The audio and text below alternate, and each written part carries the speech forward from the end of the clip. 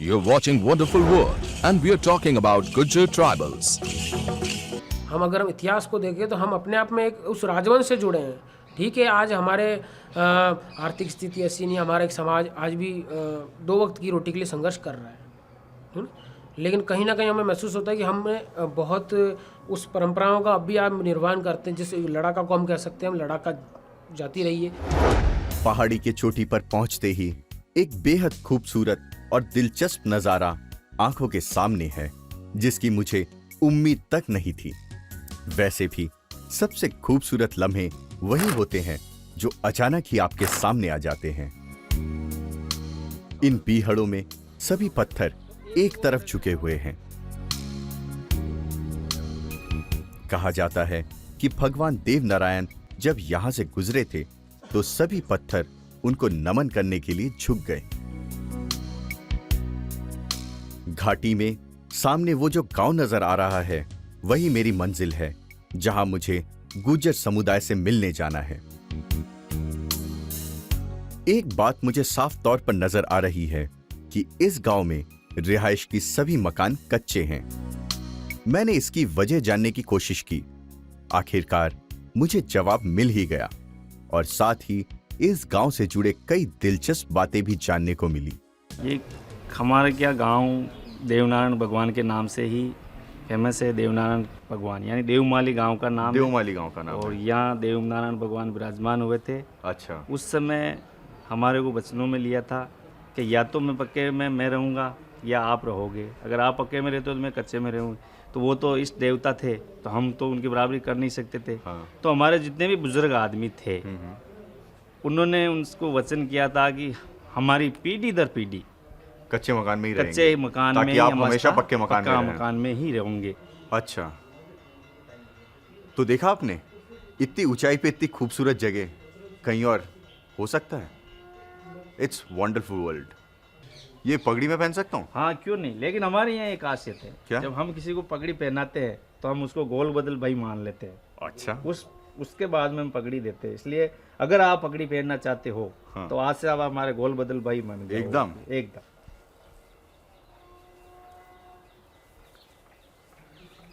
और हमारे यहाँ ये है कि हम किसी को अगर भाई मानते हैं तो उसका गिले मिलते तो हैं। जरूर मिलेंगे। बिना वक्त बर्बाद किए मैं गुज्जर कम्युनिटी के इस बस्ती में पहुंच गया हूं।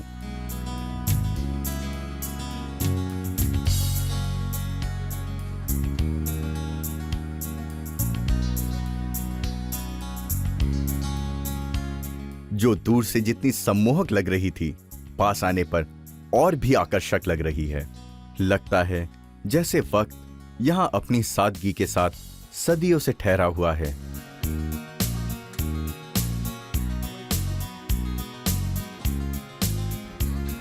लेकिन जिंदगी भरपूर है। थके हुए मुसाफिर को पानी की जरूरत है और अब तो मैं इस गांव के लिए बिन बुलाए ही सही, लेकिन मेहमान हूं। और ये खास दर्जा मिलने का मतलब है कि आओ भगत में कोई कमी नहीं रहने वाली है। अतिथि देवो भवो की परंपरा का एहसास मुझे इन गुज्जरों के बीच आकर हुआ। ठंडे पानी ने थके बदन को तो राहत दे दी, लेकिन मेरे भूखे कैमरे को अपनी खुराक चाहिए थी। इसीलिए मैं गांव को एक्सप्लोर करने निकल पड़ा हूं।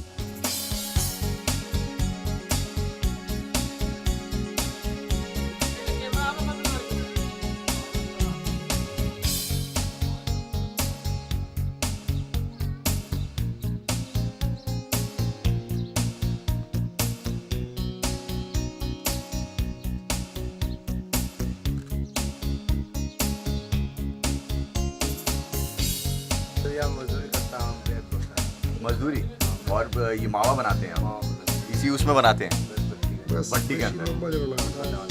अच्छा। गुज्जर समुदाय राजस्थान के सबसे बड़े समुदायों में से एक है, जिनकी ज्यादातर आबादी इस देवमाली गांव की तरह ही गांव में रहती है। Just amazing.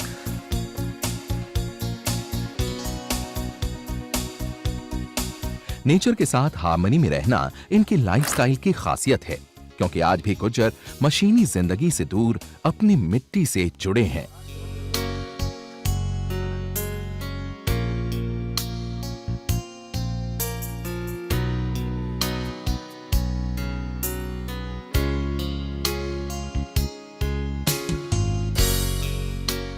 जानवर पालना, दूध दही बेचना और खेती का काम करना इनके कल्चर का एक हिस्सा बन चुका है। खासकर जानवरों से ये लोग बेइंतहा मोहब्बत करते हैं।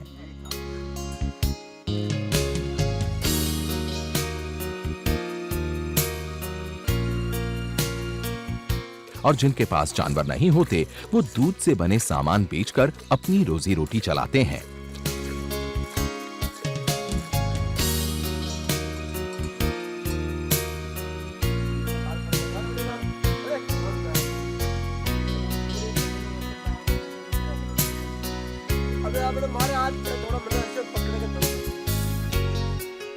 इनकी लाइफस्टाइल में हाल के सालों में जो अच्छी चीज जुड़ी है वो है एजुकेशन।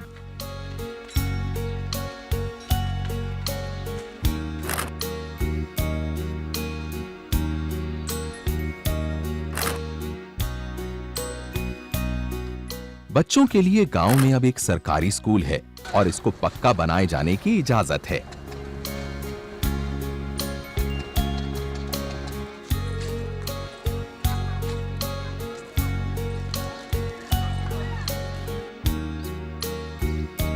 देवमाली गांव की सरपंच एक महिला हैं और वो मेरे लिए अपने हाथों से अपना ट्रेडिशनल खाना बना रही हैं। नमस्ते। अभी हम देवमाली गांव के सरपंच जी के घर पे हैं। हमारे लिए खास दोपहर का खाना बन रहा है और खाना बना रही हैं खुद देवमाली गांव की सरपंच जी बागी देवी जी। एक फोटो ले लूं?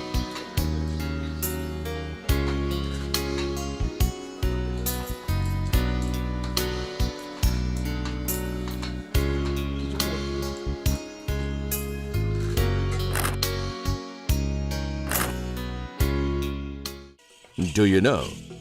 The name of state of Gujarat is associated with Gujars who ruled this region for centuries. ये दिलचस्प सफर जारी रहेगा बस एक छोटे से ब्रेक के बाद।